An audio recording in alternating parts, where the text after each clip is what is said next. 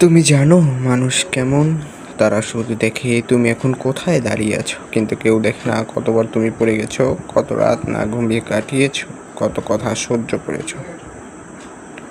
যখন তুমি চুপচাপ পরিশ্রম করছো, তোমার পরিবারও হয়তো ভাবে তুমি কিছুই করছো না। বন্ধুরা হাসে, তোর থেকে কিছু হবে না। কিন্তু তুমি জানো না, এই নীরব সংগ্রামে একদিন হবে তোমার পরিচয়।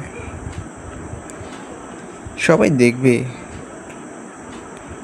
সবাই দেখতে পাবে তোমার সাফল্য, কিন্তু কেউ দেখবে না সেই সকালগুলো যেদিন তুমি নিজেকে বোঝাতে চেয়েছো আরও একবার চেষ্টা করো। কেউ জানবে না সেই হতাশার মুহূর্তগুলো যেখানে তুমি নিজের চোখের পানি লুকিয়ে বলেছিলে, না আমি হাল ছাড়বো না।